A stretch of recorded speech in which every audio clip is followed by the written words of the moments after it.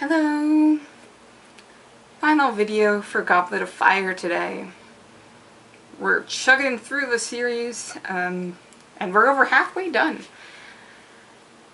So this chapter is titled The Beginning, and it's sort of interesting because it is both a suitable name and not, for many different reasons. The thing is, it is the beginning of the war.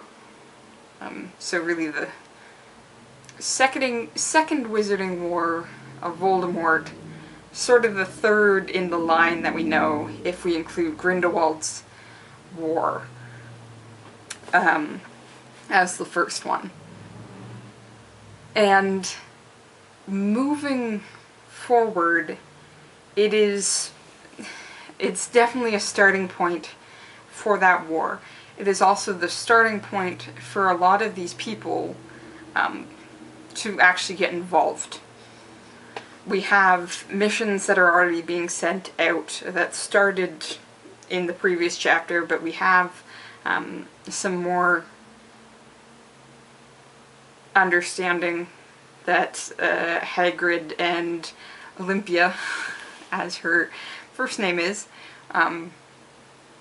are heading out, and of course we can intuit that they are heading to talk to the giants, like Dumbledore advised Fudge to have somebody do.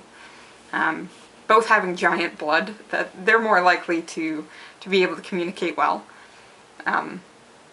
It's the beginning of the losses that we're going to see. We have respect paid to Cedric Diggory, and I am eternally grateful that both Diggory's parents are very understanding about this. Particularly Amos, who's being very disparaging of Harry. In the face of this loss, it could have gone the other way, and he could have lashed out. But he recognizes, for the memory of Cedric and who Cedric was, that he couldn't. It's the beginning of healing for Cedric's parents and for Harry, having gone through this terrible, terrible thing. Because they had to acknowledge it, and unfortunately for Harry, had to acknowledge it very publicly. And learn to face the consequences, and if those consequences are Draco and his ilk thinking there's so much more, then that's the consequences. And it's the beginning of the Slytherins having to pick a side at this point in time. And we know what side Draco has picked at this point, from his comments about, well, mudbloods and blood traitors are going to be first. That's not true. Cedric was... Maybe don't insult the dead in front of several people that deeply respected the man. It's the beginning of Fred and George's joke shop. And the recognition that we can't set everything aside. We can't let Voldemort control what we do so completely. It's the idea that, if I can quote the musical Hamilton in this moment, it's not the moment, it's the movement. Short term, there is a war that's coming that has to be fought. But to ignore the long term in that is to let Voldemort win in a very crucial way, which isn't something that these people can do. Which is what Dumbledore's saying moving forward, is that we need to endure. We need to endure the dark times and not end with them. It needs to be a beginning and not an ending. Of course, in some ways the title isn't necessarily suitable for last chapter of the book, the end of the school year, the end of Cedric's life. the end of the Triwizard Tournament. There's a lot of endings happening here too.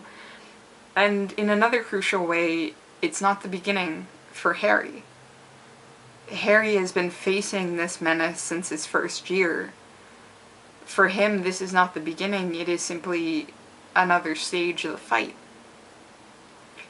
But Harry also probably recognizes that this moment isn't about him. It is about all of these students here sitting there terrified because suddenly everything is a little more real. It's not just school days anymore. This has consequences. They've lost a good student because of this, and they're going to have to make decisions. Which is where the title of this video comes in. Let us be brave. Because that is the real message in this entire chapter is things are dark and they're getting darker. But let us be brave and let us endure. You'll notice that there are two people that Dumbledore speaks to, Cedric and Harry, and he describes both as being very courageous. And it is that we're going to need. We're going to need to be brave in the face of terrible, terrible things.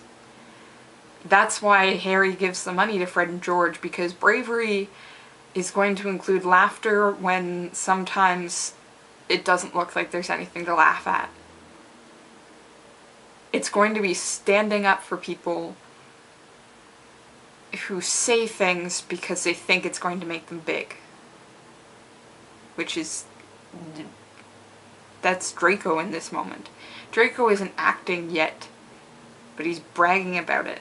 And that's one of the things, you can't just let somebody who says despairing things like that walk away. You have to stand up to them and say, no, enough is enough.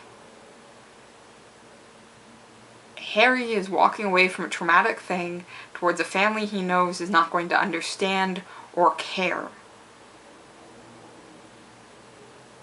And in that moment he says, I am not going to worry about this. And that is a show of bravery. That is letting go of something he has no control over by recognizing that he has no control over it. We can take a lot of lessons from this book. Though be kind, be merciful, have hope. And in the end, let us be brave. Let us be brave.